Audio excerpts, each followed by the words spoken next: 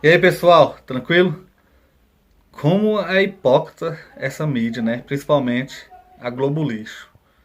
Cara, só porque ele falou que ia quebrar a boca, encher de porrada. O repórter que ficou ofendendo ele o tempo todinho faz um alvoroço. Quem nunca quis quebrar a cara de alguém que ficasse importunando a sua vida? Todos nós. Mas a diferença é que você ter vontade de fazer, né? E ele só falou ali pro cara sair de perto mesmo. Muita hipocrisia com essa mídia suja nossa. Mas estamos aqui para dar todo o apoio ao nosso presidente, continuar com o nosso presidente Jair Messias Bolsonaro. Se inscreva no canal, ative o sininho, compartilhe, comente. Quem quiser apoie o nosso canal, ou seja membro, ou participe da nossa vaquinha, para a gente continuar aqui firme e forte, apoiando nosso presidente e divulgando o conhecimento do nosso professor Olavo de Carvalho. Tamo junto, forte abraço. Valeu!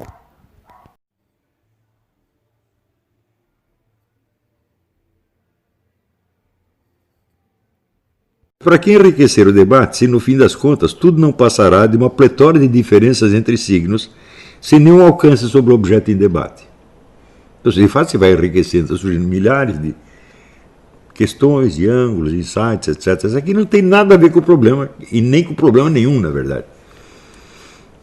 O poder estimulante que seus entusiastas enxergam no desconstrucionismo consiste apenas em fornecer à profissão universitária infinitos pretextos para encher linguista em teses e congressos acadêmicos. Então, nos anos 70, apareceu um sujeito, um autor americano chamado Edward de Bono, e ele escreveu um livro chamado Pensamento Lateral. Pensamento lateral consiste em você examinar as coisas sobre ângulos quaisquer. Mais tarde, o Zizek chamaria a isso paralaxe. Tanto que ele escreveu o artigo 19. O que ele está chamando de paralaxe não tem nada a ver com o que eu estou chamando, é uma coincidência de palavras apenas. E a paralaxe consistia exatamente em examinar quaisquer problemas por ângulos que não tem nada a ver com ele.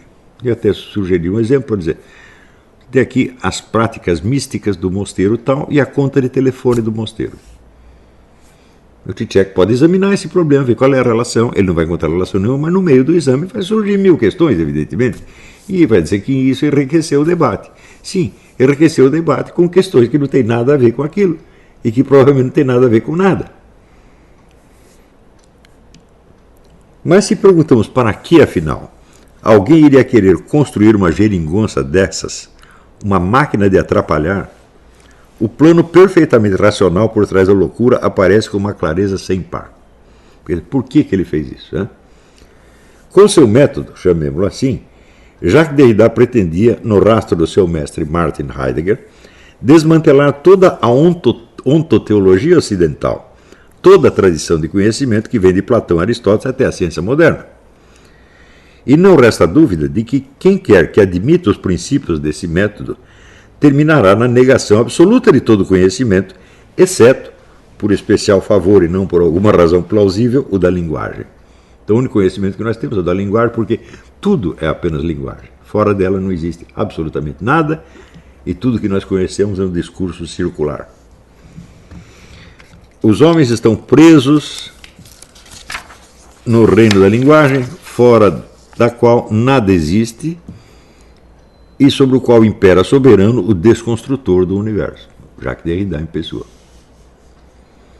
Como toda pegadinha, o desconstrucionismo contém em si os anticorpos que o protegem contra toda objeção ou análise lógica. O que quer que você diga, o desconstrucionista responderá que não passa de um punhado de diferenças sem correspondência com nenhum objeto do mundo real. Portanto, o que você está dizendo sobre o desconstrucionismo também não tem nada a ver com o desconstrucionismo, porque não passa de uma série de diferenças entre signos. Se você argumenta que esse handicap se aplica também ao próprio desconstrucionismo, achando que com isso você vai ganhar a discussão, ele não hesitará em concordar gentilmente, admitindo que tudo que se diz do desconstrucionismo contra ou a favor são apenas diferenças entre signos, sem nenhuma ligação com o desconstrucionismo enquanto fenômeno ou enquanto conteúdo de consciência. Como o Cavaleiro Negro do Monty Python, o desconstrucionista pode ser retalhado em pedaços pela análise lógica, sem deixar de ver nisso o triunfo de uma teoria que ele próprio exemplifica tão bem. Preste bem atenção. Tudo que você diz de mim são apenas diferenças entre signos. E o que eu disser de mim a favor de mim também são diferenças entre signos. Portanto, não adianta você querer voltar o desconstrucionismo contra ele mesmo. Você desconstruir o desconstrucionismo. Olha, você falar a favor do desconstrucionismo não diz nada, além de diferença entre signos. Contra ele, também não. Constatar que isso acontece, também não. O crítico literário R.V. Young diz que não se espanta de que Derrida, desde a sua estreia em 1966 até sua morte em 2004, voltasse a escrever sempre o mesmo livro, pois afinal que outra possibilidade teria uma filosofia cujo ideal é não dizer nada? Porque no fim a conclusão final do Derrida é isso. Ninguém está dizendo nada e eu também não. Nada sobre nada, só diferença entre signos. Já observei muitas vezes que, enquanto os filósofos antigos e medievais constroem edifícios ricos de sentido, nos quais se destacam alguns erros ou absurdidades menores, os modernos, a partir de Bacon e Descartes, fazem exatamente o oposto. No meio de projetos de conjunto notavelmente absurdos ou inviáveis, semeiam observações de detalhe muito valiosas, que muitas vezes servem para dar credibilidade ao restante. Por exemplo, Jacques Derrida não é uma besta, ele pode escrever um estudo sensato sobre qualquer coisa, como de fato escreveu vários. Ninguém negaria valor aos seus estudos sobre Platão e Mallarmé ou das suas críticas ao iluminismo. São morceaux de bravoure, quer dizer, demonstrações de força, espalhadas no meio de um espetáculo idiota, diante do qual seja irresistível recordar a piada do cartunista Jaguar. O filme é uma droga, mas o diretor é um gênio. O desconstrucionismo, é verdade, recebeu muitas críticas de marxistas da velha escola. Acusavam-no de formalismo, do pecado original do pensamento burguês. O pensamento burguês, segundo os marxistas, se caracteriza pela separação entre forma e matéria, sujeito e objeto, etc, etc. Ou seja, você vai separar a forma por abstração mental, e em seguida você vai tratar a forma como se ela existisse substancialmente. O que é uma crítica perfeitamente fundada. Mas a consciência revolucionária de Jacques Derrida não se deixou abalar por isso. Por que se preocupar com uma infidelidade de detalhe quando seu autor havia acabado de criar o melhor instrumento já concebido para realizar o programa epistemológico inicial de Karl Marx, aspas, crítica radical de tudo quanto existe? Sabe, eu faço a crítica de tudo quanto existe e em seguida confesso, eu não estou dizendo absolutamente nada. Se nada resiste à corrosão desconstrucionista, nem mesmo o próprio desconstrucionismo, todo o problema que restava era a preocupação de selecionar cuidadosamente os alvos da operação, velando para que ela atingisse somente os valores e crenças odiados pelo movimento revolucionário, poupando ao mesmo tempo de sofrer vexame semelhante. Ora, eu estou aqui ensinando faz anos, tentando desenvolver nas pessoas este senso, vamos dizer, da humildade investigativa, e não consigo. As pessoas aceitam isso enquanto eu estou investigando coisas que para elas não são importantes ou não são valiosas, mas se você toca num ponto, né, você toca... Vamos dizer, por que você não pode colocar em dúvida, por que eu, como católico, não posso colocar em dúvida os dogmas da minha religião? Eu tenho que fazer isso. Por quê? Se você não duvida de uma tese, você não a entende. A mente humana só funciona por dialética, por oposição. Então, como é que, vamos dizer, você pega o maior santo católico, Santo Tomás de Aquino, Santo Agostinho, como é que eles entendiam o negócio? Ué, entendiam tentando refutar, meu Deus do céu. Agora, não pode fazer isso, porque o seu fulano, o pastor, o padre, o bispo, o cardeal, não quer. Ou porque você fica com medo daquilo. Ora, a dúvida faz parte inerentemente da dialética da fé. Ora, a fé, dizia São Paulo, é a crença nas verdades que você ainda não viu. Você não viu, você está sabendo só por adivinhação. Você não pode crer nisso do mesmo modo que você crê que 2 mais 2 é 4. É um modo diferente de crer. Você está entendendo? Tanto que a fé inclui como um dos seus elementos essenciais a esperança. A esperança é a esperança de uma coisa que não se realizou ainda. Agora, o 2 mais 2 é 4, ele está dando 4 faz muito tempo. Então, são modos diferentes de crer. E as pessoas querem, vamos dizer, afirmar o dogma da sua religião como se fosse do tipo 2 mais 2 é 4. Ou seja, uma coisa autoevidente.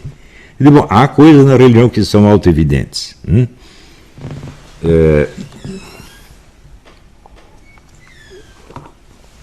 Por exemplo, que Deus é infinito e onipotente. Claro, se ele não for infinito e onipotente, ele não é Deus, faz só parte da própria definição. Mas tem coisas que não são autoevidentes. As promessas de Jesus não são autoevidentes. Você acredita nelas por causa da confiabilidade de quem fez a promessa. Agora, a verdade de uma promessa é diferente da verdade de uma afirmação ontológica. O que Jesus disse, eu vou fazer tal coisa assim, assim, você crê porque foi ele que disse, e não porque você está vendo. Você não está vendo. Se você estivesse vendo, a coisa já estaria feita e não seria uma proposta. Veja, a capacidade que você tem o Eugen Rosenstock, você tem páginas maravilhosas sobre esta capacidade de prometer, que é apenas humana. Nem um bicho faz promessa. Nenhum bicho compra a crédito. Nenhum bicho promete que vai casar com a mocinha. Ou ele casa ou ele não casa. Agora o ser humano não, eu vou casar com você o ano que vem. No ano que vem já está com a outra e ponto, esqueceu. Então, a capacidade de prometer, quer dizer, é a verdade do futuro. Então existem, vamos dizer, três verdades estão consagradas na Bíblia, quer dizer, a verdade do passado, a verdade do presente perpétuo, como os da matemática, 2 mais 2 é 4, e a verdade do futuro.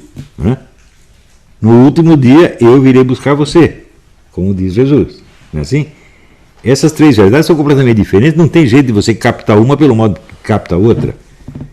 Então, quando eu vejo, por exemplo, pessoas argumentando em favor da sua fé, nos mesmos termos com que argumentaria baseado num consenso científico, estou fazendo um duplo erro. Primeiro, que essa lógica não se aplica a esse tipo de coisa, e segundo, quem diz que o consenso científico tem uma autoridade de tipo divino. Na verdade, para mim, no meu entender, pela minha experiência, o consenso científico não tem experiência, não tem autoridade nenhuma.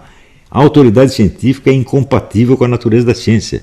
Se a ciência é uma atividade permanentemente de autorrevisão e autocrítica, ela nada pode afirmar como verdade definitiva. Tudo ela tem que dizer, olha, parece que é assim. Até o momento, pelo que observamos, parece que é assim. Isto é o máximo que qualquer ciência pode dizer, a não ser ciências puramente formais, como a própria matemática ou a lógica, ou a metafísica. Mas essas ciências não estão falando de nenhuma realidade concreta, estão falando apenas da estrutura da realidade. A estrutura da realidade não é uma realidade, ela não é um fato. Houve um aluno meu, muito prezado, eu gosto muito dele, ele falou, não, aqui você não pode negar a estrutura da realidade. Fala, nenhuma lei física faz parte da estrutura da realidade. Uma lei física pode expressar um fato, e o fato está dentro da realidade. O que está dentro da realidade não pode ser a estrutura da realidade, meu Deus do céu. A estrutura transcende a realidade. A estrutura da realidade é, na verdade, a estrutura do possível. Quando você diz uma coisa não pode ser e não ser ao mesmo tempo, isso é um preceito metafísico, está expressando que é uma impossibilidade absoluta. Mas quando você vê uma impossibilidade real, como por exemplo a impossibilidade de um burro voar, ela é impossibilidade absoluta? Fala, não, ela é relativa. Vamos dizer, o burro, nessas condições terrestres, etc., não pode voar. Talvez num outro mundo ele pudesse. Não há uma autocontradição na ideia do burro voador. Há uma contradição com as condições externas. E aí, pessoal, estamos mandando aí caneca para todo o Brasil. Muito obrigado ao pessoal que ajuda o nosso canal e adquirindo as canecas. Também é uma forma da gente interagir. Muito obrigado. Também valeu aí pelas dicas, pelos comentários aí positivos ao nosso canal. Muito obrigado mesmo.